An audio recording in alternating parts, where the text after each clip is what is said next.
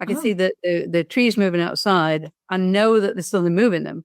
Well, I don't, it's obviously the wind, but I can't see the wind. Yeah. Same limiting belief. If you want to be healthy and you're not healthy, you've made some limiting beliefs somewhere. If you want to have a relationship, you've not got a decent relationship, you're carrying back from your past, which is stopping you having that.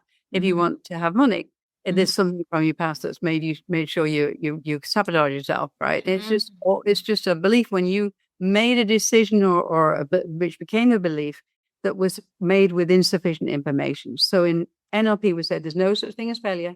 There's only insufficient information. I love that, folks. If you don't have something yet in your life, you just don't have all the information yet. Exactly. And is this where, really briefly, that we can start to think about options and solutions? NLP is all about modeling. When you just said NLP is modeling behavior and what somebody else has, you can have it too.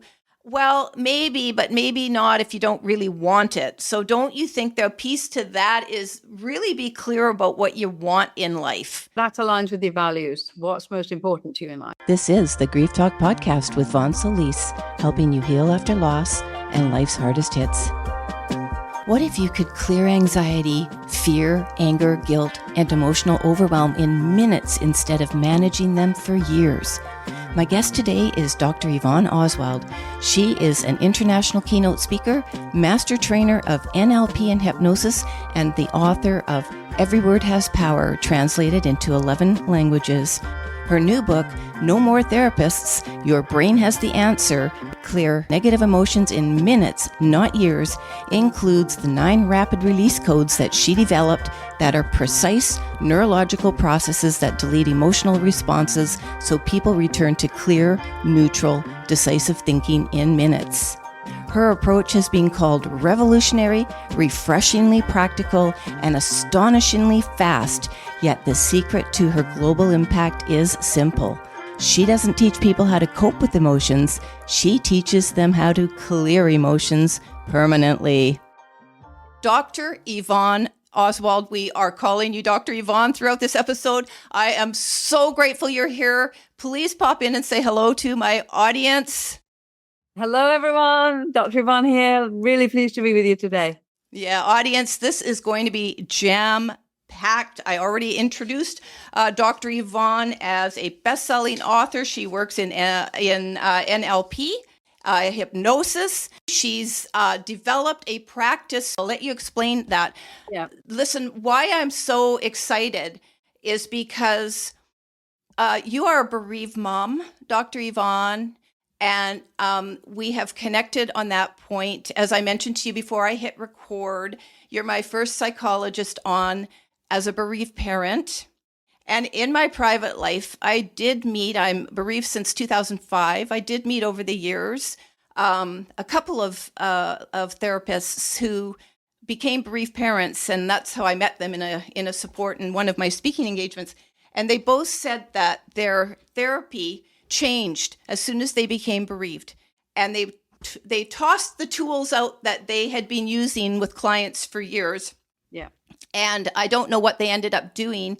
And this was why I was so excited to speak with you today, because we are going to talk all about your work today, what you're doing, your latest book, techniques, tips, how you can clear emotions. We're going to be talking about the difference between managing emotions versus clearing emotions.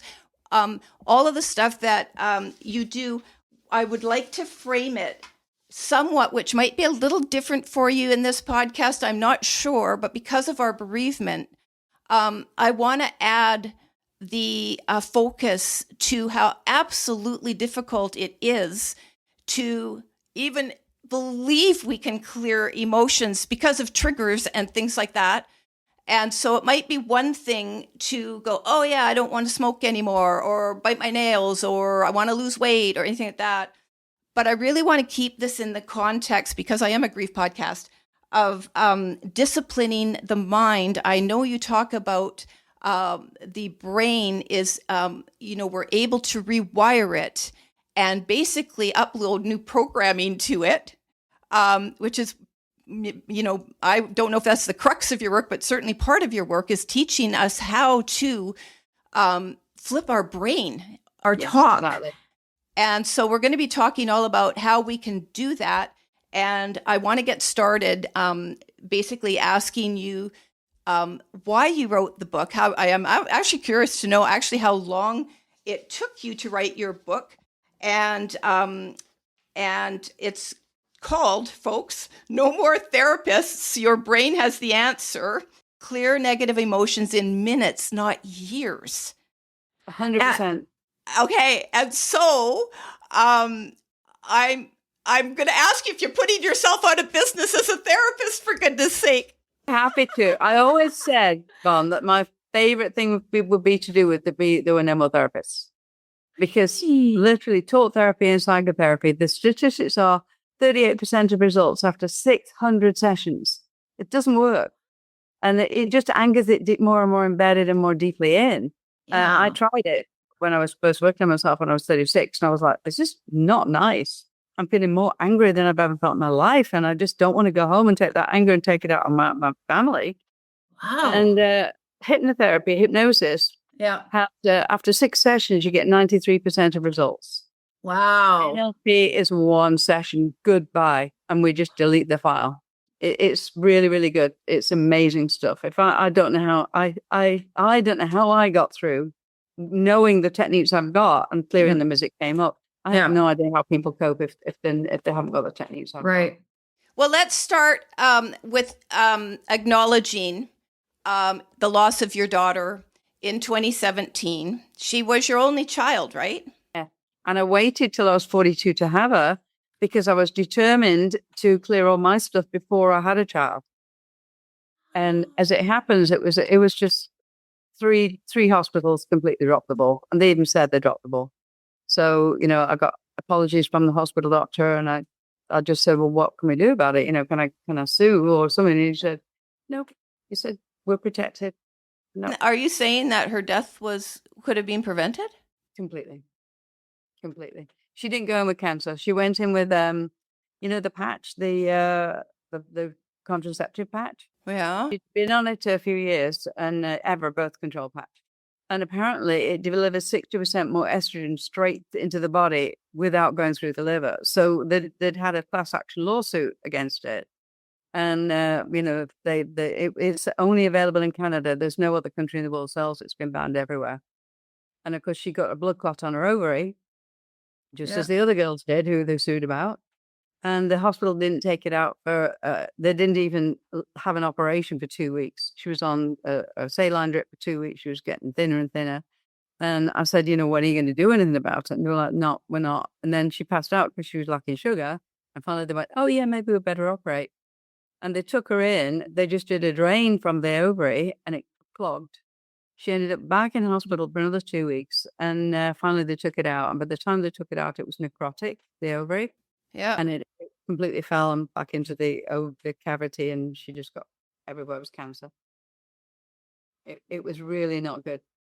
And how long was that process? Like, how long did that take? She had her ovary out in June, and then we were sent to Hamilton Hospital, and the doctor there told me she'd be dead in 2 months. And I kept her alive for 18 months, and I wish I'd believed about the Tijuana hospital, CHIPSA, because I would have gone there then. If I waited too long. I waited till September, and by that time her kidneys were failed. Holy So they even CHIPSA hospital said we could have cleared the cancer. We can't do anything about the kidneys. She's on palliative care now. So we were there 5 weeks, and she died in Mexico, and I had to bring the body back. Wow. So that could be an episode all on its own. And I really just wanted to acknowledge your bereavement, because it makes your work so incredibly important. Yeah. More than I realized, to be quite honest. Yes. I mean, I was seriously thinking about giving up about 3 months after she died. I was like, no, I can't do this anymore. I can't. And one of the ladies I know said, we booked you in with a class in New York. I'm sorry, you're coming to New York for a retreat. I'm like, no, I can't do it. She said, yes, you are. And I thought, okay, I'll do it just to see if I want to continue. And then when I got there, I realized when I worked, I don't hurt. Yeah, I get it. I get it. Really, I threw myself into it, and it was by far the light that shone saying, you know what, Yeah. carry on. Yeah. Yeah. I worked for the first 10 years as an angel healing channel. And I did other stuff too. But, you know, I never allowed myself to go into it as a full-time practice. But then, and I'm just going to tell you, so I developed PTSD and had it diagnosed 9 years after Janaea died. And so I was dealing with all kinds of stuff that, because my daughter was a suicide, and I just got PTSD from it. And probably from the dysfunction in my childhood, to be honest. But anyway, and then it just kind of my brain snapped, and there you go. And but at any rate, and so I stopped doing that work, and then I ended up with the podcast. Okay, and that's my contribution. And so I just want to acknowledge that for those of us bereaved parents out there, there are those of us that throw ourselves into something for God knows how many years, and should the point come where you go, I'm really tired, you know, and I'm really tired at 21 years in July. I'm kind of really tired. And so I've slowed down considerably. We've left a legacy. Yes, exactly. And you've left an amazing legacy. And here I am at 21 years bereaved in July. And I've wanted to talk to a psychologist who'd been bereaved as a mom. Exactly, a psychologist. It's clinical hypnosis. I don't. It's clinical hypnosis, but you're still therapy at all. You're still my Dr. Yvonne, who's bereaved and as losing your only child. And I still have a son. So it's like my heart goes out to the parents I've met that don't have other children. And so I really want to be clear about that. And so what it makes me feel is I have to trust what you're saying, because a lot of bereaved parents that can afford it will start out in therapy and then get so discouraged. Yeah, that absolutely. It's going to make it less good. It's anchoring all the negative emotions in. You know, when I discovered hypnosis, I did all kinds of work around my childhood. I did talk therapy, gestalt therapy, scream therapy, past life regression, you name it, I did it. Yeah. And a rebirth thing, I was teaching it all. And in the end, I discovered during a class, it was just a 4-day class of hypnosis. And I'd married by then and had the baby. Yeah. And I just came home and I said, in 4 days, I've done more work on myself, just sleeping, than I've done in the previous 30, 40 years. I suppose I can't believe how fabulous this stuff is. Right. And then, of course, in 20 minutes hypnosis equals 4 hours sleep. So I'm going to send you a few MP3s. I've got lots of beautiful things, ways to get rid of things. And what was interesting was someone said to me, well, if you like hypnosis, you'll love NLP. I'm like, what's NLP? Mm-hmm. Neuro-linguistic programming. So you just rewire the brain. So if your memory is over here, I've got one particular memory here. Mm-hmm. I'll see my daughter in the hospital dead.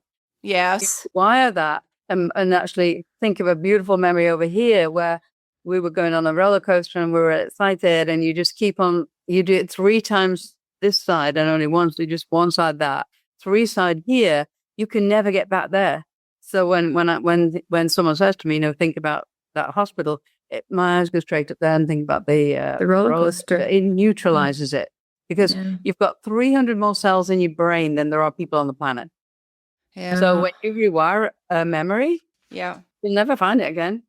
It's lost in the brain somewhere. Yeah. Well, for those of us, and I told you before I hit record, I was going to challenge you a little bit, because as a newbie to this, I have failed at hypnosis, and I didn't do it seriously, but I did try and go on stage once with an actual international hypnotist years and years and years ago, and I couldn't even. No, it didn't work for me. But what I am, the reason it didn't work is you didn't follow instructions. The only thing that difference between stage hypnosis and normal hypnosis, because you're in and out of hypnosis every 20 seconds. It's no big. It's like when you watch TV, you're in hypnosis. Okay, well then we need to understand hypnosis. But first of all, for our audience, let's go. Audience, please remember when Dr. Yvonne talks. And if you roll your eyes and you go, nope, I don't believe, or you're in such despair, maybe you're newly bereaved, maybe you've got other trauma you're dealing with. There are a lot of things that happen. So I was amazed that you could do every emotion in the book in 30 seconds. Okay, me too. Yeah, so I'm eager to learn. I want to believe. I know I have a brain that always looks for danger with PTSD and not trusting and like, no. So I'm going to be honest. I'm going to be honest, audience. PTSD, like, give me half an hour, I'll clear it. Oh, not today, but Yeah. And I may take you up on that. I absolutely may. So but I did get your book, and I am curious, and I am willing. And part of this audience is about being willing to let go of pain, because a lot of people like their pain, don't you think, Dr. Yvonne? the thing is, it becomes like a support thing. You get a lot of support. It's like people who have cancer, and they get all this attention from everybody. Everyone's like, oh my God, we're praying for you. We're doing this for you. We'll help you. And then suddenly they go into remission and everybody disappears. Yes. And then they get the cancer back. And of course, it's called secondary gain. You get more from having the cancer than you have living without it. So you have to have a different approach to it. If you can think of, what have I got to live for? My grandchildren, leaving a legacy, making sure that I spread a difference on the planet, send out light. That get you over. Because people say to me, well, I'll start having fun and doing work on myself when I get rid of this cancer. Well, you can't do that. It's the opposite. You have to have fun to get rid of the cancer. Exactly. But you said something so important. You have to have something to live for. You do. And as a bereaved parent, and again, I will say anybody else struggling, I have met a lot of people just in passing or whatever that really just don't have a whole lot to live for. There's not a heck of a lot of trailblazers in the world. And those of us that are out there and we have found something, I don't even have grandchildren. And so, but here's what I learned. You can't live for someone else, even your grandchildren. You know, a lot of people do, but it's essential. It's essential if you want to clear what you're going to teach here today and talk about. And in general, what I teach, which is just trusting, choosing to take responsibility for what's happened in this incarnation, right? Even look at it as a soul contract. Okay. I got lots of work on that. It's about the choice, I believe, and then the will and the desire to want to be free of our pain. And by the way, I'm not saying that lightly, audience, or to you, Dr. Yvonne. I'm saying that with over 2 decades now of struggling. And I do understand that pain can be comforting. And also, when we've lost a child, a lot of people may think that letting go of their pain means letting go of their love for their child. And you might want to speak to that. People used to say to me, Yvonne, well, you shouldn't feel guilty. She'll want you to be happy. And I was like, well, give me a clue. How can I be happy? Yes. Thank you. I don't feel guilty about feeling happy. I would love to be happy. It's like, give me some idea of how to get there. Because you have this wall of pain before you even think about the person. That's the biggest thing I found was I had to get through layers and layers of grief, sadness, anger. I've had just thought of it. I would have to clear this wall away before I could even get to it in my head. Yes. So audience, hear what Dr. Yvonne's saying. She's been there. If you're a bereaved parent, she is a bereaved parent. She knows the pain. She lost her only child. We were absolutely best friends, twin sisters. It was amazing. And, she was going to be an actress, a singer. She wanted to sing her voice out to the world and help people. She was president of her sorority at the university, and she was doing mental health days with them. So, she was absolutely amazing. And then dying from something that seems so needless. It was not. It was totally hospital. It was doctor driven. It was not natural. It was not. Wow. If they'd taken the Uber out the first day that she arrived, she would have come on the next day. She'd be here. And I don't know if you want to say her name. Her name was Katie. And so, Katie, this one's for you, sweetheart. And our girls were the same age when they died, years apart, but 22. 22. And so we do have that plus sort of our name in common. I know, it's not interesting. So we've kind of laughed a little bit about some, things we have. But anyway, so our hearts go out to all of you watching this or listening to this, and take your time to trust. You're the first therapist practitioner I'm looking at and go, I trust what you're saying. And I've got your book. I'm going to take time and read and visit it. I'm going to use whatever techniques I can, I swear to God, because you just said a few minutes ago, when people tell you to choose differently and be happy, have a joyful life, have it all. You can have it all. And by the way, I even teach some of that too. But I'm talking about that in general only because I've chosen that for myself, but it's still a daily struggle. Okay, especially around triggers. So we're not going to forget our kids. Okay, we're not going to forget our grief. And you say we live with our grief, but we just, well, this is about learning to live with our grief, not get rid of it. Correct? You can't get over it till through it. You just have to learn to live with it. Okay, so let's get started. I mean, we were already started, but with your work. And can I just want to go back a bit and ask, so did you write No More Therapist, Your Brain Has the Answer after Katie died? Yes. I've only written it this last year. Was that loss, her passing, a motivating, a driving factor in you writing this book, or was it already brewing in you? That's an interesting question, Yvonne. What happened was I was doing the work I was doing to make the world a better place for her and her kids and people of her generation, right? Mm-hmm. The second she died, I'm like, so what am I doing the work for? What's the point? Yeah. I just give up. Total time. That's not, I was mad at God. I was mad at everybody. And then I thought, when I actually did that class in New York, I thought, you know what? I can do it for everybody else's kids. I can actually make sure that everybody else doesn't have a childhood like I had, didn't have a death like she had, didn't go through what I went through. And I was doing trainings. I was really doing a lot of work in Niagara Falls. I had a big house where I had people come to stay and we did trainings. Yeah. When I came, and then 4 years later, I couldn't take it anymore because there were so many reminders of her around the house. Yeah. And I thought, you know what? I'm just selling up. I came out to the Dominican, and it's great because there are no memories of her here. She wasn't here with me. Mm-hmm. And what is interesting, though, that first year after I got here, it was almost like it was less good than being in Niagara Falls. At least I had the comfort of knowing that, she was in that place. Yeah.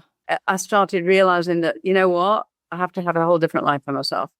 And what I did is I thought, I'm going to do maybe 20, 30 years more of training people. How many people can I train in that time? Not that many. It's not going to make a world difference. So I thought, what about if I write a book and put every fast moving technique in NLP and hypnosis in it? Mm-hmm. So I've got 37 links to videos on how to do the techniques, that how to listen to MP3s on prosperity and on, grief and all the rest of it. And the 9 rapid release codes are codes that I made up from the NLP. Okay. And literally, they clear everything. So that first, I've done a few chapters, 5 chapters, I think, on explaining how the brain works, explaining what happiness is, etc. And then that first 7 days is teaching you the 7 techniques that are left over, so one a day. Okay. By the time you've done those, you've got the next 7 days, which is a challenge 7 days, and you'll use all those techniques every single day. Mm-hmm. So you'll, if you have a little energy, a little negative emotion coming up like frustration or sadness, you can clear it fast.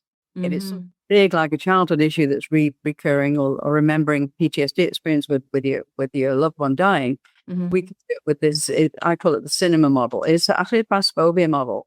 Mm-hmm. And I made it into a really fast-moving script that you can either read into your phone and put the negative emotions in. You just, where it says brackets, it says put negative emotions here, and you just read the negative emotions in and clear it completely. And you test it afterwards. So you'll test beforehand where's the negative emotion in my body, what incident was it, and then clear it with the cinema model, and it's completely neutral. Yeah, I saw you. I watched one of your YouTubes, and I'll just say this. I think it was on the one with somebody called a global guru. Do you remember that one? Yeah. Yeah. And you were doing that cinema thing, that cinema when you're watching yourself, right? Watching yourself on the screen. And then you started going really fast on the script. And then my brain just went, okay, I can't do this. That's so we're also, no, you remember Etch-a-Sketch? You're old enough to remember Etch-a-Sketch, right? I do. Oh gosh, yeah. Yeah. That's exactly why we do that, because it has to be faster than your conscious mind can keep up. If your conscious mind can understand it, it's no use to me. We have to change. All change and all learning occurs at the unconscious level. So talking about it gives you analyzing it, gives you understanding it. It doesn't change anything; it just makes it less good. So I just want to clarify as we go through this. So is it anybody that buys your book, gets your book, can have access to these visual meditations or techniques? And I know we'll get to it at the end when we talk about your resources, but you also offer 2-hour, 4-hour sessions and then custom packages or something is that for people to work individually with you, like by Zoom or something? Yes, by Zoom. And what's beautiful about it is the story doesn't matter, Yvonne. It has no bearing on the events, right? Oh, okay. The only thing that has bearing is the emotional baggage it leaves behind, the emotional charge. Yeah. Okay. So I get people to send me 3 pages of everything that's not worked in life since they were born or before they were born. And I get them to send it to me. Mm-hmm. I want the story. I don't want anything to have to talk about the story in the session. Yeah. What I do is I go through it. The lady with last week was like 7 pages. Uh-huh. And she had 3 or 4 major events like sexual abuse and, a father being abusive or whatever it was. And, a husband this and all the rest of it. And I just took those 4 events and cleared them up within an hour. And she was just like, I can't believe this. It's completely neutral. Wow. And that's the whole idea is the first 7 days is learning the techniques. Second 7 days is doing the techniques every day. You'll clear a big event. And then a few days later, you may go, oh, I feel sad again. It mustn't have worked.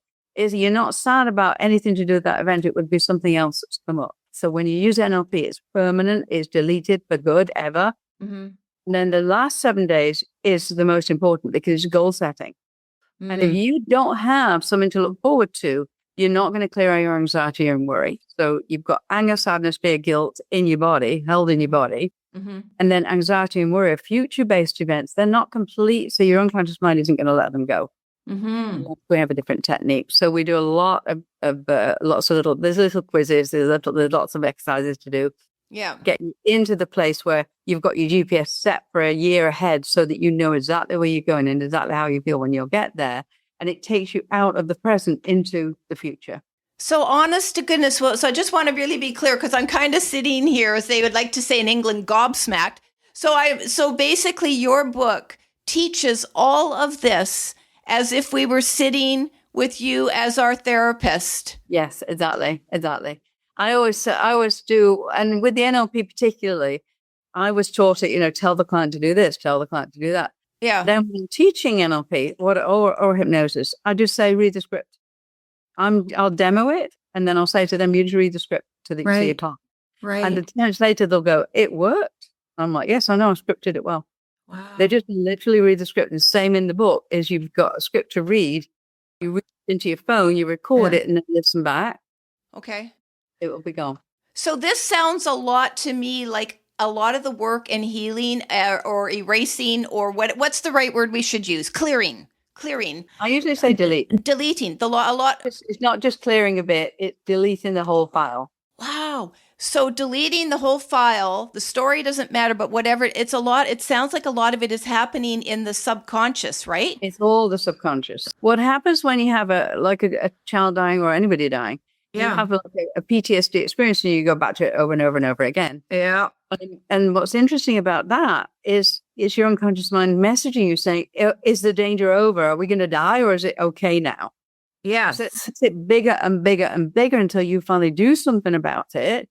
You can have a good scream or, rage about it. It clears the top layer off, but it doesn't clear the root cause. No. Things like EFT, it doesn't go to root cause. It's going to get bigger and bigger.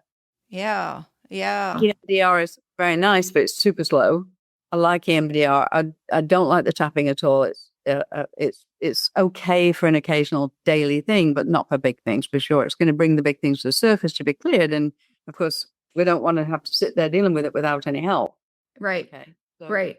So I want to be clear again, because if it feels for me, I'm new to this, right? So if for me, and I'm with the audience, if they've never seen you before and they've never heard of NLP, they will have heard of hypnosis.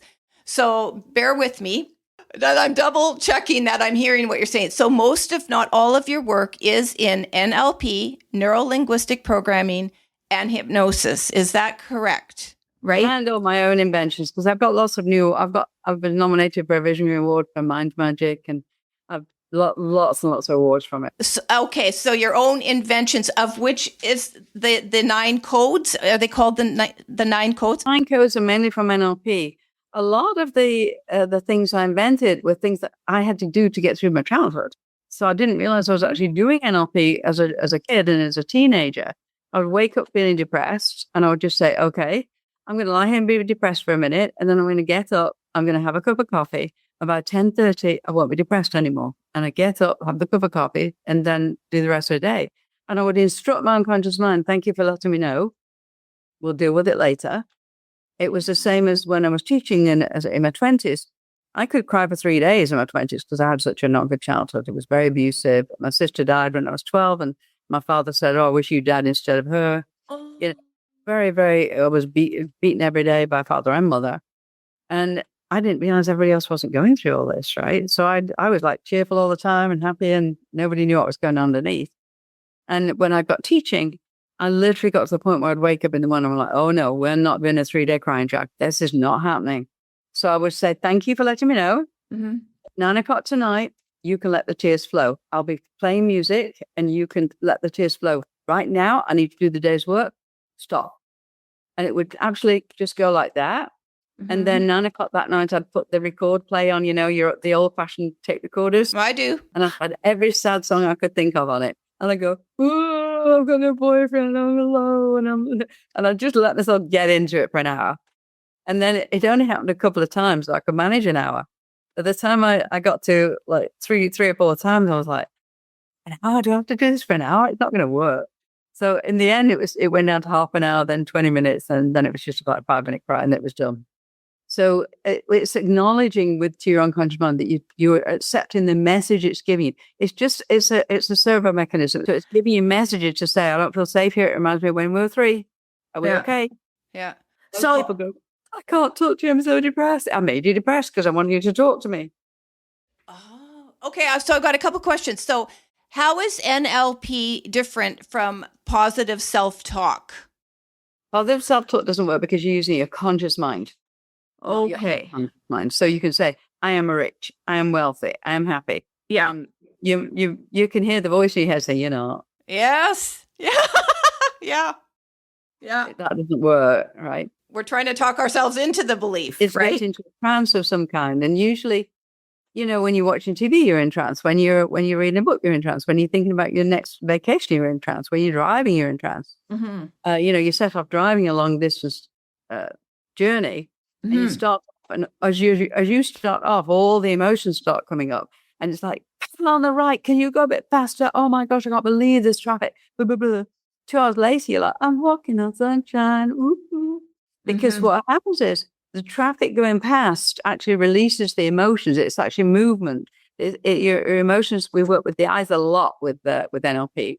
So when you're thinking of a negative event, your eyes may be looking here, you may be looking down there. As long as you can get the eyes looking in a different place, you can clear the whole event completely. So taking the traffic example, are you saying in NLP? I know you've talked a lot about it, and when I listen back to this and edit it, I'm going to hear it. When I read your book, I'm going to understand more. But just sort of on a very surface level, and I know it was discovered in the 80s by 2 men, John Grinder and Richard Bandler. in 1985. I'm just curious, what, in the simplest of terms, what is NLP? What Richard Bandler and John Grinder did, Bandler was Grinder's student. He was at university and he said, you know what? Why is it that some people do things magnificently and produce the same result every time? And why is it that someone else does the same thing and doesn't produce the same result? What's the difference? And they realized that someone like Milton Erickson, who was a hypnotherapist for 60 years, what they did, they studied hours and hours and hours of footage on him. And they would say, why are you looking at that lady's ankle? It's I'm watching the heartbeat to see if she's slowing down. And they'd say, why are you looking at that woman's chest? It's I'm looking at the shoulder and I'm matching my breathing with hers. So we can be in rapport spiritually and emotionally and mentally at the same time. And he would tell a story, and he was actually the inventor of persuasion in hypnosis, right? In the old days when they did hypnosis, like, look at my eye. Yeah. Swinging the pendulum, yeah. They'd slap people on the face to get them out of it. So he would just say, you're sitting here and blinking and breathing. That's right. And that means that you're ready to change and open up your mind completely like a parachute, doesn't it? And it's like, you're like, whoa, it's very interesting. There's loads of language techniques that you can use with hypnosis and NLP. So what they discovered was, if they studied him and they took his personality out and they followed his metaphors, his storytelling, what was he actually doing there, right? Mm-hmm. So, for instance, if you've got a fairy story that you're telling to kids, it's the same 6-step process in every fairy story. You've got the victim. Mm-hmm. You've got someone else who comes in from outside to try and help them, like the fairy godmother in Cinderella. Mm-hmm. You've got then, that we think there's a resolution because we're going to be, we're going to the ball. It's going to be fabulous. Then the second thing happens. So she loses a shoe. Mm-hmm. She goes back to the beginning. And then she gets a happy ending. And finally, there's a celebration. Mm-hmm. And it's the same in every fairy tale. We're teaching children how to deal with adversities through those fairy tales. That's all. So it's actually really, really good. So metaphor can be used for that, just telling stories and, talking about your past experiences. Mm-hmm. And what happens is, if you leave a sentence unfinished, the person just thinks, and you leave it to the mind to find what they're thinking. You actually leave it right in the middle. It's clever stuff. I love it, actually.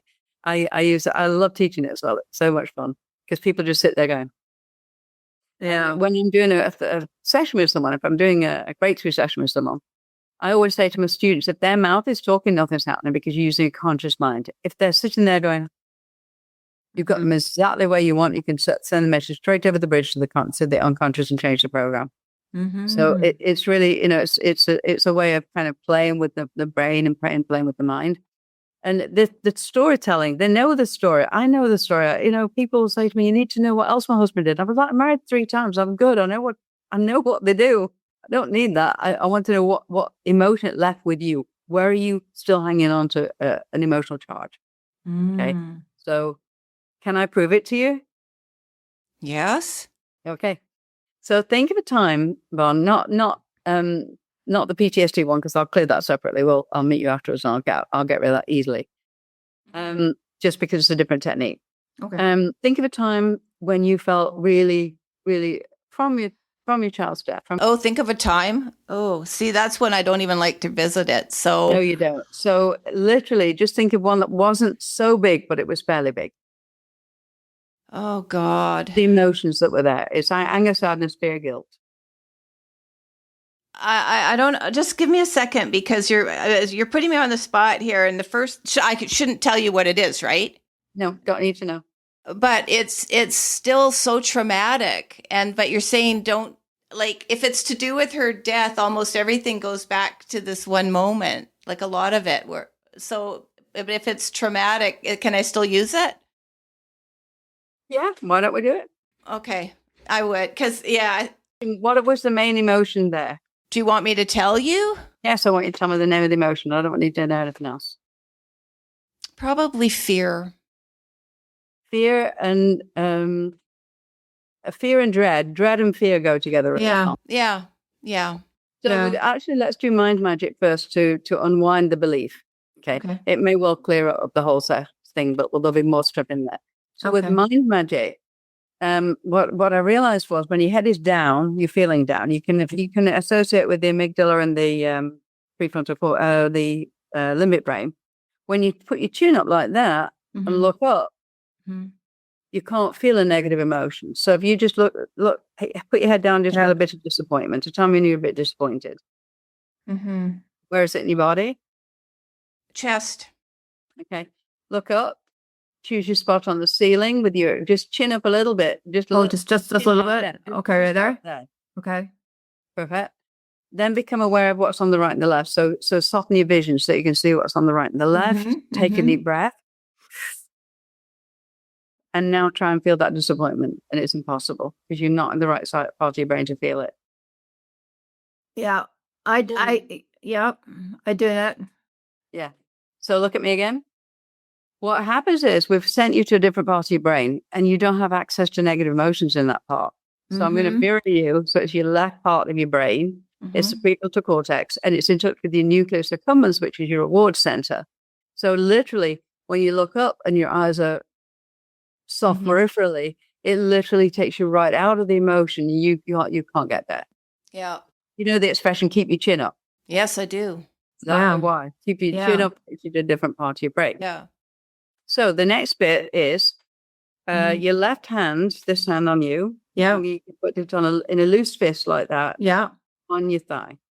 On my thigh, my left thigh. And then you're going to take your right hand forefinger and put it on the knuckle. So we're going to do it 3 times. So you're going to do it with your eyes open, but we're going to do it 3 times. So you'll have your hand on your lap, finger ready to do the pointing. Okay. And then we're going to get your head down and find where the fear and dread is in your body. Where is it? Well, I kind of don't feel it. So just imagine where it might be. My gut, maybe my gut. Yeah, your gut. And you'll feel something moving in there. Okay. So are you thinking of actual event when you had fear and dread? When I had it earlier, yes, I was thinking of the event. Okay, cool. Excellent. So think of that event and the fear and dread. Then look up, choose your spot on the ceiling, put your finger on the knuckle, take a deep breath.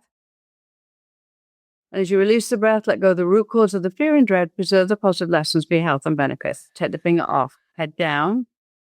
It will still be there in your gut waving at you. We do it 3 times. Look up again, choose your spot on the ceiling, make your vision go soft, finger on the knuckle, take a deep breath. As you release the breath, let go of the root cause of the fear and dread, preserve the positive lessons for your health and benefit. Finger off, head down. You won't feel it at all now, but it's in the recycle box. Head up again, but don't put your chin up so high this time. It's your eyes that go up, not your chin. Good, perfect. Get your spot on the ceiling, put your finger on your knuckle, take a deep breath. Let go of the root cause of the fear and dread, preserve the positive lessons for your health and benefit as you let go of the breath. You can take your finger off. Now put your head down and try and feel that fear and dread. Yeah, it isn't there. It's not there, it's neutral. That's how fast you can release it. Amazing, huh? Thank you. Yes. Now All the techniques are that simple. Okay, so I have a question. Is this, and I do feel better when I think about that, and so I feel almost like, and this is benefit to the audience with just that quick minute thing exercise, I do feel like I can have a handle on it now and basically choose how I want to look at that event. Should I want to revisit it. There are lots of other emotions in that event, remember. There's a package of about 50 emotions. Yeah. The issue is here, and I'm being personal. I'll be your student today and your client, but is like at almost 21 years, I've realized like the nervous system is, I won't say shot, but not good. My nervous system. You're still doing the panic mode. You're still in. Yeah, exactly. And I know that. So you're not in parasympathetic mode still. You have to learn to get out of that mode. Yes. And it's there because it's your survival mechanism. Your unconscious mind thinks you're going to, oh my God, there's a life-threatening event. I'll have to make sure she knows every time. Remind her every time. Yes. So it's basically saying, is this safe to leave or shall? Yes. I almost feel like there's an intellectual component to it where I get to understand what's going on in the body and choose to release it, clear it, delete it. And so that's the point I want to make for the audience who's sitting there in fear about anything in their life. It could be money, but these are the memories. Now, I want to talk about it as a memory.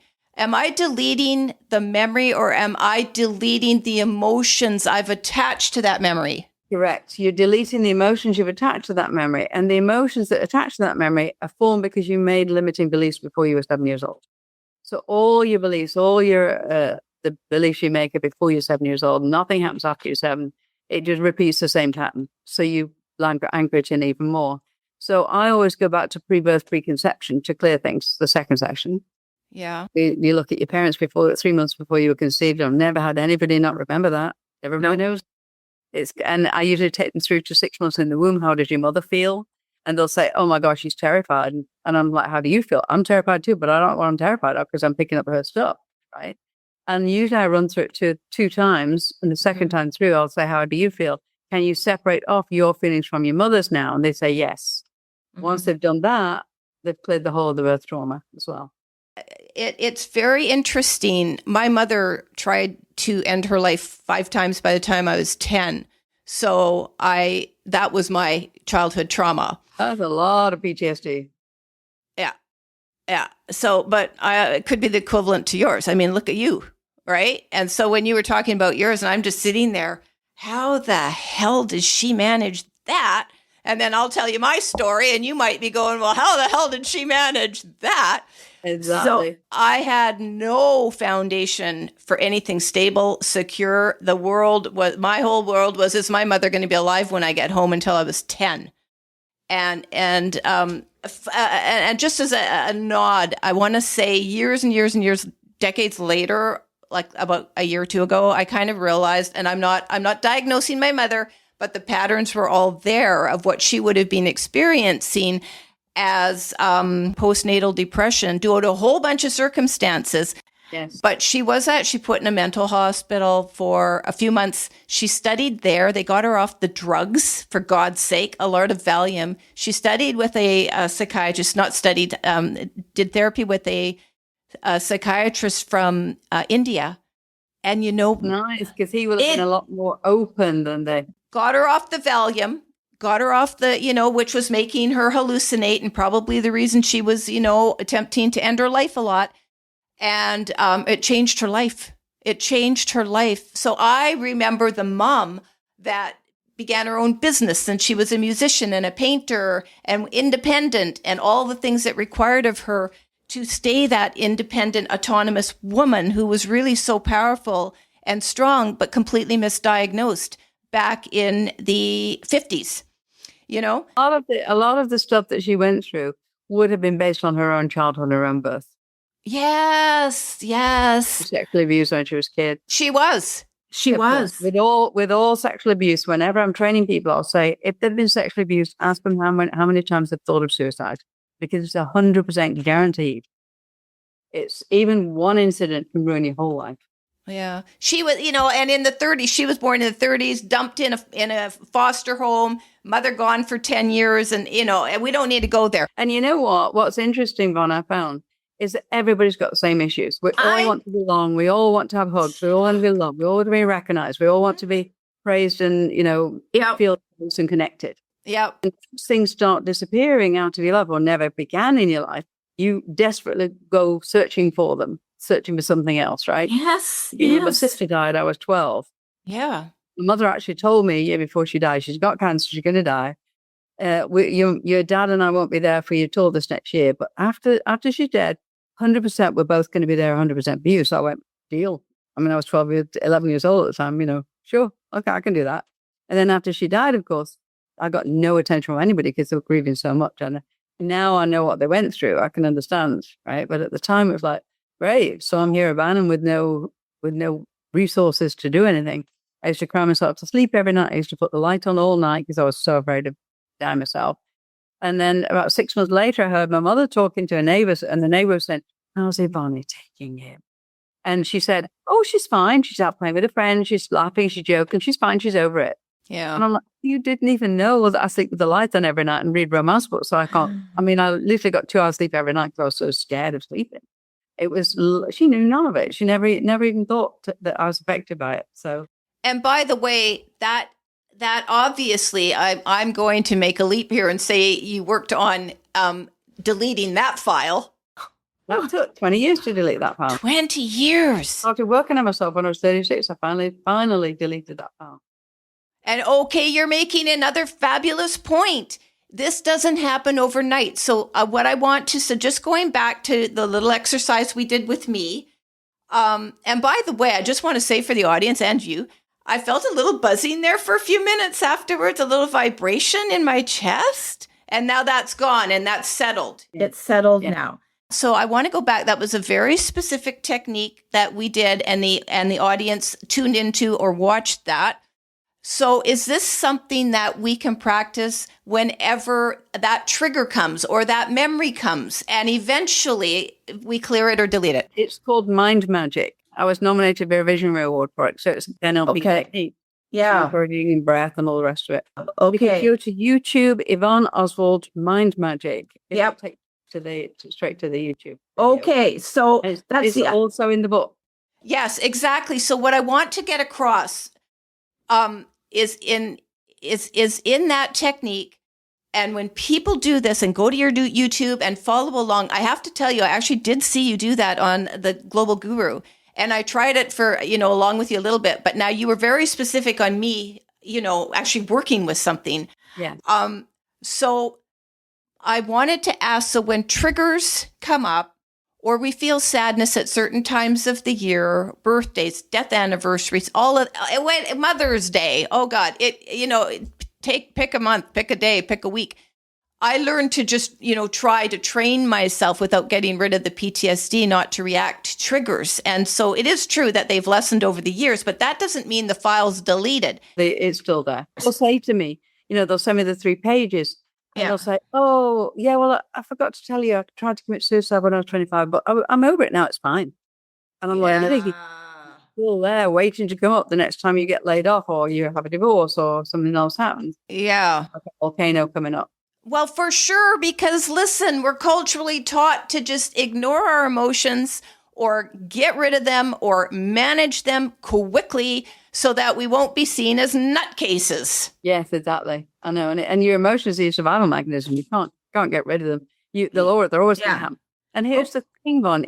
You'll get new emotions coming up at any time, right? Because you'll have different experiences that you experienced before. Right.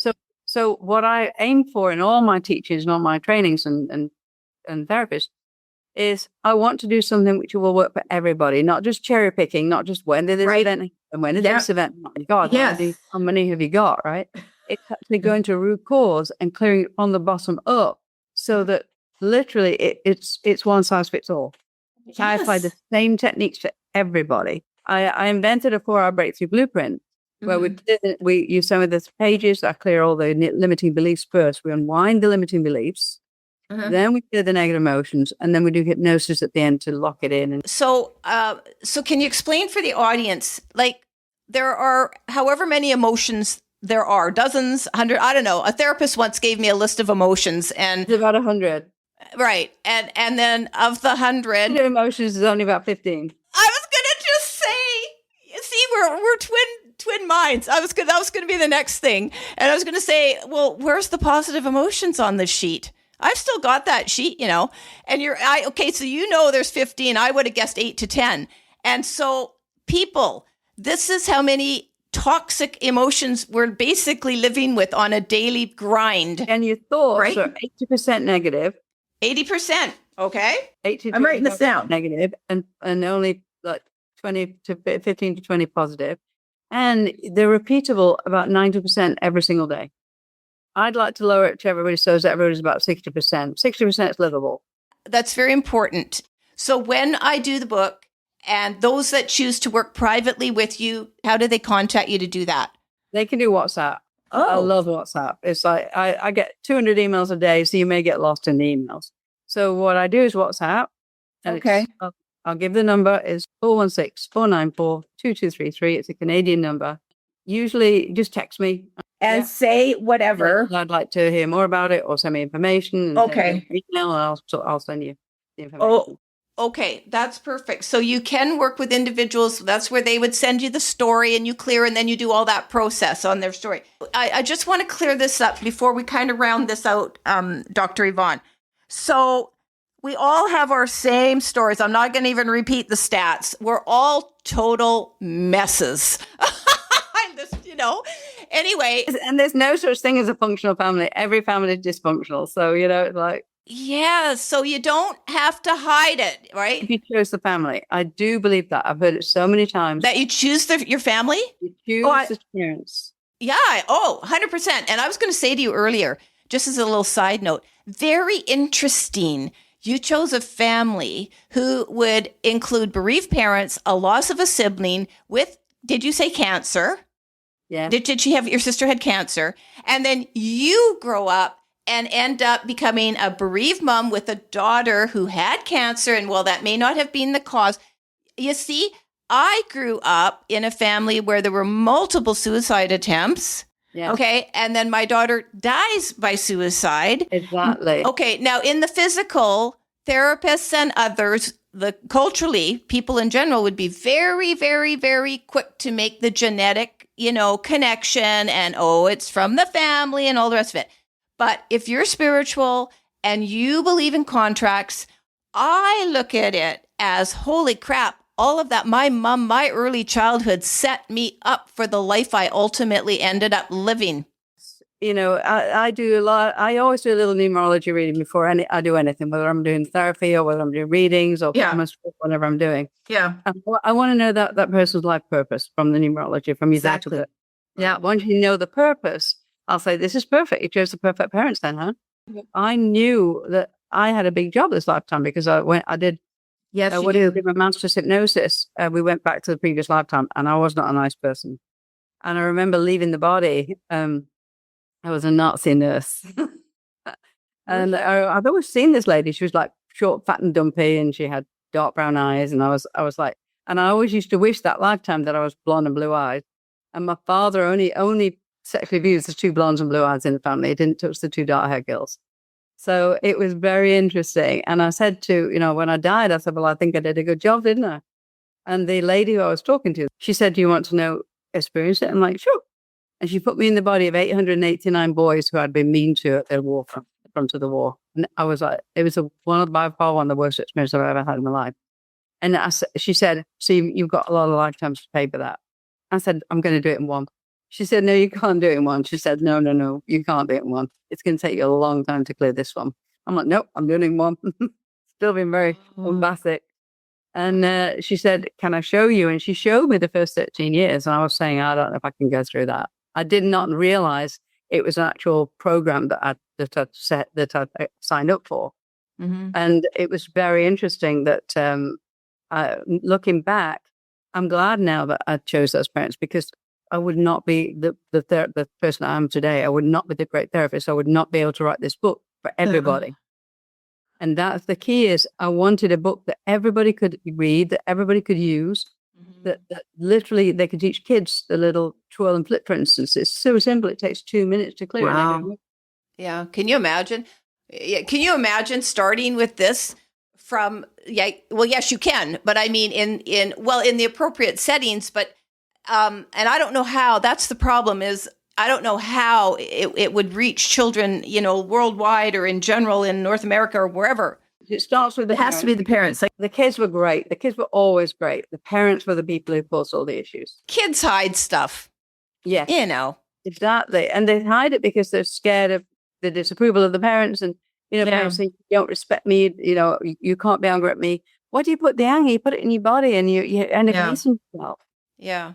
Yeah. It's like, go beat a pillow. I used to tell my daughter, she slammed the door and I'd say, you get right back here and slam that much more than that. You can do much better than that. Slam it more. And she'd slam it again. And I'd say, that wasn't good enough. Come back, slam it again. She'd finally say, I feel better now. And I'm like, thank you. And when she was like 8, she slammed the door and it fell off the hinges. Oh, and it was she and I were on the floor laughing. It was so funny. Yeah. And my ex-husband stood there and I don't think that's very funny. I thought, yeah.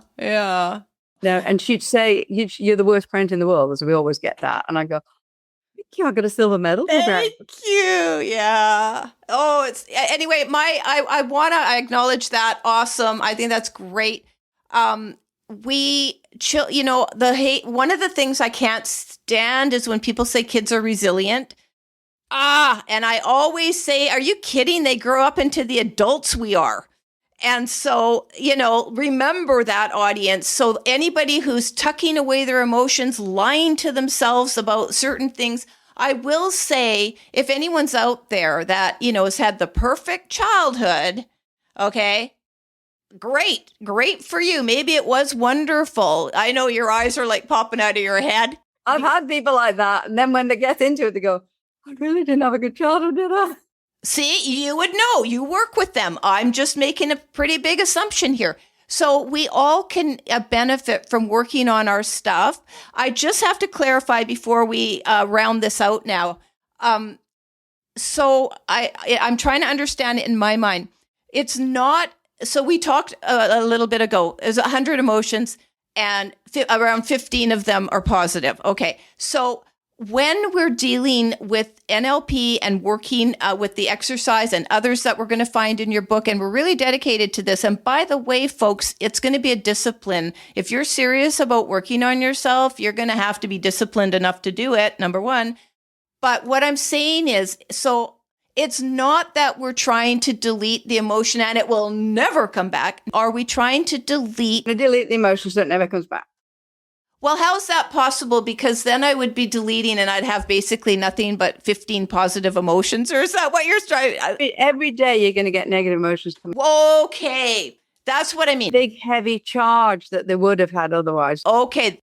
To a wedding and someone saying, oh, you look nice today. You always got mother's attention far more than I did. Whoa. There's like volcanoes go up at weddings. It's supposed to be a happy event. And all the 3-year-olds come out to play. And the reason for that is you make limiting beliefs and decisions when you're a kid, and those, it becomes a part. It splits off from the whole. So I believe all therapy is bringing the parts back home. Okay. What happens is, when John is playing with his little truck and his sister comes and snatches it away, and he just gives her a smack. And of course, then she's crying, and then mother comes in and says, Johnny, you're making sister cry. Well, she stole my truck. Well, you've got to learn to share your toys. Yeah. You're a boy now. You can't cry. You big boys don't cry. And you have to look after your little sister. She's only 2, just be careful and make sure, you need to really look after girls. And he's forming, limiting beliefs. I'm not good enough. I can't have anything of my own. Yeah. I'm supposed to cry. And that's repeated 150,000 times before you're 7. Yeah. Okay. So I just want to be clear, and bear with me here as I'm trying to understand this. So the emotions are always going to come back every day. We're flooded. So folks, it's not like I'm thinking, what? I'm only going to have positive emotions? No. Good luck with that one. Okay, fine. Well, I'll tell you, for some people in a spiritual practice, and I've been at this since the early 80s, okay, they used to teach that kind of like. I know they did. They thought they could live in this wonderful place. A bubble. Yes. Yeah. So that's not the goal. You are going to get pissed off. You're going to get frustrated. You're going to get angry. You're going to get sad. And the words, something like pissed off, it's a low energy word. And I'm very conscious about the words I use. Yeah. It's just the name of the file, the name of the document in the file folder. Okay. If you can't, when I'm clearing things, if I say, how do you feel about that? Oh, well, I hate it. Yeah. I'm not going to correct them and say, well, you don't like them very much. That's not the same file folder. Hatred is a whole file folder by itself. If you name the emotion as it stands in their head, then you can clear it. This is a really good example. So for someone, let's just take this example, and then I'm going to turn quickly to limiting beliefs and then your resources, which we've already talked about, but we'll round it out. But I really want to be clear so I don't hang up and go, what? Did I get that? No, I need to get this. So let's say I hate him, all right? And somebody wants to clear that. Is that the story? I hate him and the charge, the electrical charge to the energy of the emotion of hate. You hate yourself because you can't feel anything for someone else that you don't have for yourself. That's really easy to clear. That's a simple one. And is the charge, I hate him or I hate me, what we're giving to feed that life? Is that the electrical charge to the emotion? And that's what we're clearing related to that story. Yes, and it doesn't just relate to that story; it relates to every person, to everything. Just before you were 7. So, in that situation, just before we round this out, in that situation, if I want to clear, get rid of that file. Really, the file I'm working on to get rid of is I hate myself. Yes, and you can use the mind magic, release the root cause of hating myself, preserve the positive lessons for health and benefit. That clears it. A load of the other techniques clear it. So there are 2 things your unconscious mind needs to hear to have to follow your instructions. Number 1, get to the root cause and clear it. Right. Number 2, preserve the positive lessons from that. Once you know preserving the positive lessons, it's quite happy to let the other bit go. Yes. And the reaction always happens that you release the reaction. So you have a good cry or you have a good yell. Yeah. If you bang your foot on a chair or on a table, saying, oh my gosh, that really didn't feel very good, isn't going to do anything. No. If you just say, Yeah. Yeah. it actually works. It actually, the unconscious mind goes, what? Oh, I better go down and heal that then. You need that you need to use That- the both in your head and let them out. Yeah. Then you go back and say, it really didn't feel good. Okay, that's a good that's kind of a good example though. So for some of us who like swear, you know, when we get mad, I'm like, listen, if I really want to say the F word and I get change it to flip or frog, really, it doesn't feel as good. I want to get that F word out, you know. Want the word out. You want. I want it out. So is that in and of itself kind of clearing the charge to that emotion? It's making the unconscious mind take notice, because when you use a command inflection in your voice, the unconscious mind actually has to listen. It's a survival mechanism. So, you know, if a child's got a knife in its hand and you say, put it down, it goes like this and pulls it back.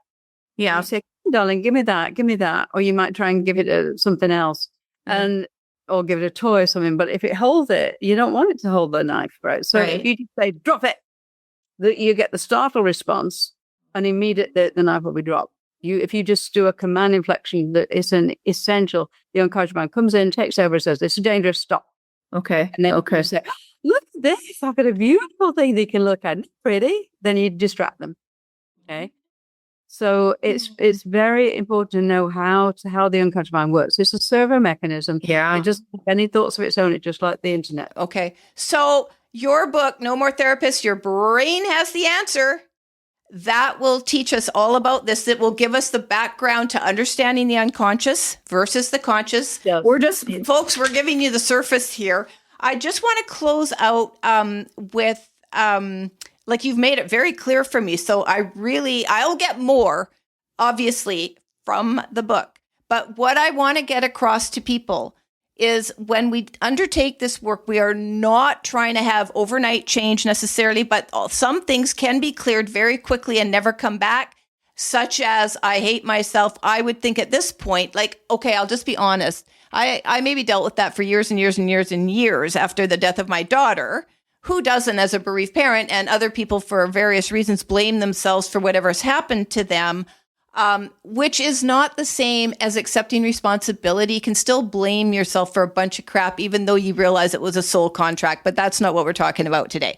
Anywho's, I definitely believe there are some things we can clear fairly quickly, depending what stage we're at with that trigger, that electrical charge. I'll call it an electrical charge. Is that true? Electricity is not good or bad. It's just an energy. It's how you use it. An energy. So I might frame that another way. The energy I've attached to that emotion that I'm stuck in.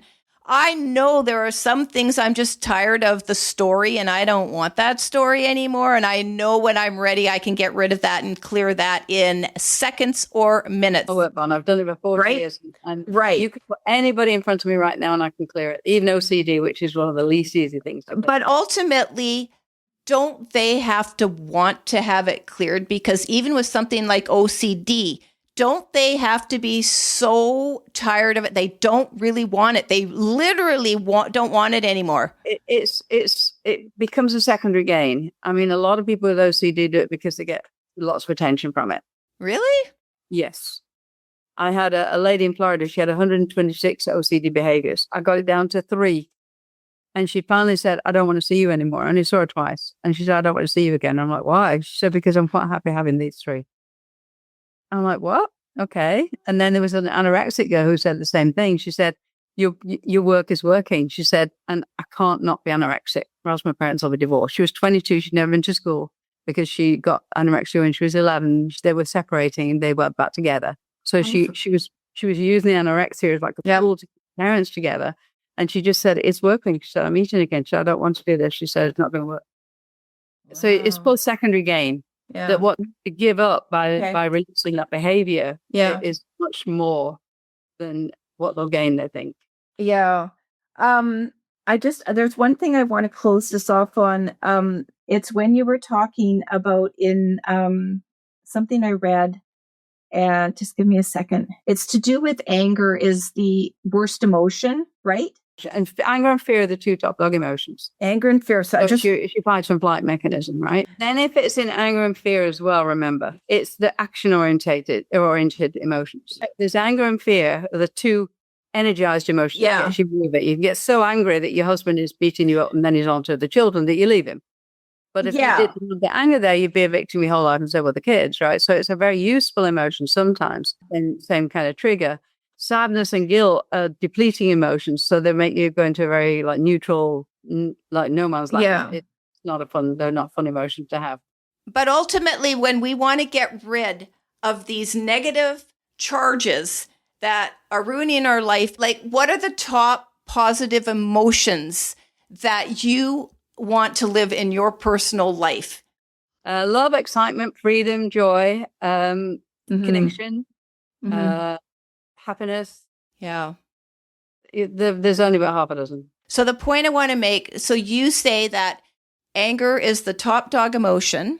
So I want to rephrase it. So for people to think about taking on this work, which I would encourage anyone to take on, everyone to take on, do you agree or believe that it is or can be it should be a daily practice as things come up, but that it's a journey we go on to get to every day to maintain ourselves in those positive emotions that you just mentioned, which I've already forgotten, but love, joy. I wake up in the morning, Bonnie. Yeah. You can call me Vonnie. I wake up in the morning and I lie there and I think, how do I feel? And if I feel good, I'll make myself a cup of tea. If I don't feel good, I'll lie there and think, okay, what emotion is here? Okay, I'll clear it and I'll clear another. And I usually go for a pee and then I sit in the toilet, clear the emotion with my magic. Yeah. And then literally I get to neutral, then I can do the day and then find happiness. Yeah. So you've got to learn how to get to neutral. That's the biggest point is you've got that tipping point. You got a bit annoyed, then you get really, really annoyed, then you get really angry. By that time we're in tsunami. Right. And you give many methods or techniques for clearing in the book. Same thing. You can use any of the methods, they all work with the same thing. But if you can literally get there and then come back, get there and come back, get there and come back, then you're always centered. Whereas if you let it keep going, it's going to remember all the stuff all the stuff from your genetics. It's going to all come up like a tsunami. But your cup of tea thing, that when you wake up, the more you wake up and choose to make a cup of tea and get up and have a wonderful, beautiful day, more often than not, that's going to be the way you wake up and choose to do things. Almost, doesn't it become a habit? It becomes a habit. It's a 21-day program, and it takes 21 days to change the rewire the brain. And you can rewire the brain positively just as well as you can rewire it negatively. So yes, it works brilliantly that way. Very good point. Okay, I have to round this out with just one last thing. Whatever would you like to say to people about limiting beliefs? We talked a lot about the emotional piece of it, but limiting beliefs, how do they fit in with these emotions and electrical charges, energy? The number one thing people can start to do, number one or two things they can start to do to even accept they have them, okay, and recognize them. You don't even feel you've got limiting beliefs. You've got negative emotions because you can feel them, and then it's like you can touch light, but you can't touch a shadow because it's just an atom. Yes. With an emotion, it's not real, but it certainly feels real, and you can clear it. Yeah. What happens with the beliefs is that before you're 7 years old, you don't have sufficient information to make a clear judgment on what's happening. So, or a parent dies, or the other day her dog, this 4-year-old threw a ball and the dog was run over, and she was absolutely devastated. Mm-hmm. And I explained to her maybe the dog saved her life, and she was like, "What?" I said, "Because you would have run after the ball, wouldn't you?" And she was like, "Oh, I never thought of that," and it totally reframed it for her, right? So she was that kind of thing, but she was, I don't know how old she is now, but she was reliving it every day, so much so that she was protecting every animal she came across. It turned into phobia. And literally what happens with those beliefs is the belief is I have to make sure that every animal is safe. Mm-hmm. But she just made that belief at 4 years old, and once it's locked in like that, and it was attached to a traumatic event, it's locked in, and it's locked in for life unless you change it, right? So when those beliefs are made, And it's like someone saying, "Oh, you're a bad girl." Why wouldn't you just say that behavior is not very nice? Mm-hmm. Why do we have to couch it in sort of negative terms?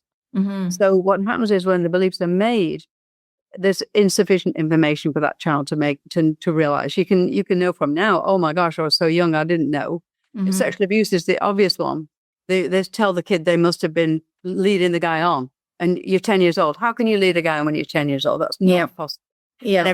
He's such a nice guy. He would never do anything like that. We don't believe you. So, it gets hidden. Mm-hmm. And then what's important to know about that is that there's a lot of things we say and do, but it all comes from childhood. To change it, we have to clear away the limiting belief. We have to unwind the belief. Mm-hmm. So the only reason you know there's a belief there is something's not working in your life. Mm-hmm. So you can see the trees are moving today. There's a huge, great big windstorm. It's actually fun to watch. I can see the trees moving outside. I know that there's something moving them. Mm-hmm. But I don't, it's obviously the wind, but I can't see the wind. Yeah. Same limiting belief. If you want to be healthy and you're not healthy, you've made some limiting beliefs somewhere. If you want a relationship, you've not got a decent relationship, you're carrying back from your past, which is stopping you having that. If you want to have money, if there's something from your past that's made sure you sabotage yourself, right? It's just a belief when you made a decision which became a belief that was made with insufficient information. So in NLP, we said there's no such thing as failure. There's only insufficient information. I love that, folks. Folks, if you don't have something yet in your life, you just don't have all the information yet. Exactly. And is this where, really briefly, that we can start to think about options and solutions? And that's what starts to change our thinking about we can maybe have what we think we can't. Yeah. The solution is, what are they doing well that I can copy? Yeah. NLP is all about modeling. Yeah. So behavior, and you'll get the same results. You just don't have enough information yet. Yeah. I do want to throw in, though, for people like that, because also really check in with yourself, folks, and go on a little bit of a spiritual journey here. Really be curious about why you came here to experience what you're experiencing. When you just said it's NLP is modeling behavior and what somebody else has, you can have it too. Well, maybe, but maybe not if you don't really want it. So don't you think the piece to that is really be clear about what you want in life, And that aligns with your values. What's most important to you in life? If you can say what's important. So one of the exercises in the book, actually, Yvonne, is I'll say, if I gave you $1 million today, what would you do with it? Oh, yeah. Blah, blah, blah, blah. Yeah. You've got now, it's gone to 5 million. What will you spend it on? And they go, Yeah. Yeah, they don't know. Yeah. It turns into $1 billion and they just go completely blank. That means they have no goals set in life. If you don't know what you could do with $1 billion, you're not aligned with your values. Exactly. And I actually learned that way back in 1983, 1984, way back. And there was a guy that had something called the New Age Center. And this was all in the days of Shirley MacLaine and, Shakti Gawain and all of that. And he asked that question. But back then, $1 million sounded like a lot of money. Today, it doesn't. But anyway, and no one in the class could answer what they would do with the $1 million. Because this is back in idea about getting the big picture and what I'm going to do. But go ahead. We have our own personal development to do. Yeah. And we have, once we've developed ourselves, we then have to pass that information on to others. So we've got a group development with a group soul. Yeah. And it's personal development ourselves. Yeah. And I learned from that. I never forgot it. And I think that's what kept me on track for all of my life to really understand, because it's very easy to get into this competitive, that's how we're wired, right? Competitive framework. I need to have that. I want that flashy car. I want to do the travel. I want this, that, and the other. And in the end, you really, really don't want that. And by the way, I'll say the same about relationships for all of you who are out there really, really thinking like you want someone in your life, and maybe you don't if you're still single. Right now, I would like a part-time husband. That'd be fine. Weekends to go out and, enjoy. And then during the week, don't have to bother with him. But I believe if you really wanted one, you would manifest, you would create this person into your life. Well, no, it's like, I literally came to a place where there's no chance of finding a husband here. So all I'm going to say about that, folks, is timing is everything. You can still have what you want. And all of these resources that you're sharing today, Dr. Yvonne, and share online so generously. Thank you for that. People, I'm very, very happy that I wrote this book because it's a white goes with everything book. You can dip into it. You can do the whole plan. You can just choose an occasional thing out of it. And I'm very, very pleased I wrote it. I'm so excited to have met you, and someone introduced us, Linda, and thank you. And so I'm really, really so grateful to have met you. Your website is globalwelcome.com. Well, GLOBAL welcome.com. Yes, I'm going to have the link in the show notes, folks. I'm going to put the link to your YouTube channel also. And from there, also, I got your book on Amazon, so all you need to do is plug in Kindle. It's a Kindle, by the way. Remember, so Kindle right now. So with Kindle, you can join for free for 30 days, get the book, and download it. Yeah, and you can cancel the Kindle or keep it on if you want to pay for it. Yeah. Ever for thrifty with your money there. I'm teasing you. Too many things on my PayPal. I go, what am I paying for every month that I'm not using? Yeah. Anyway, I did search you on Amazon, got it on Kindle. I'm part of Kindle Unlimited, so the library. So I have it in my library. And folks, just find it. But other than that, Dr. Yvonne, everybody can get what they need for your resources from globalwelcome.com. You direct people. It's a lovely website, and you can direct people there to all of the classes you teach and everything else going on there, right? Okay. Yeah, and I'm teaching a class coming up in June the 20th. I'm going to do a self-hypnosis day. Oh, yes. Hypnosis. And then I'm going to do, towards the end of the year, about October, every Saturday in October, I'm going to be teaching a hypnosis certification so you can actually get a job being a hypnotherapist, and I'm teaching the 9 rapid release codes during that. Okay. Now, by the way, this episode is airing. We're recording a little bit before, but airing on June 10th. So folks, you'll be able to hear this and join up. So if we want to join your hypnosis class on June 20th, how would we join that? The easiest way is actually to go to the website, and it says, click here for your free sunshine thinking MP3. So it's a really lovely hypnosis meditation. Okay. And you listen to it for free. And when you put your email in, it gets straight onto my newsletter list. Are you going to be sending the link for June 20th on your newsletter? Yes. It sounds amazing. Thank you. Did you cover? Well, I covered everything and more I wanted. Yeah, that's great. Oh, my God. I just want to remind people, Dr. Yvonne's message is we are not trying to get rid of grief. We're trying to live with grief. All of the emotions that come up with this, everything we've talked about today is sure to help you. It helped me. You saw it live or heard it live on this show. Every file that comes up on it, we'll delete it. Delete it to subscribes. So thank you for the contribution you're making to the world, Dr. Yvonne. I mean that. Thank you so much for this contribution. It's wonderful and beautiful. Everybody who's watching, I really appreciate it. Yes, so glad to have had you on the show. There are methods. You're not broken.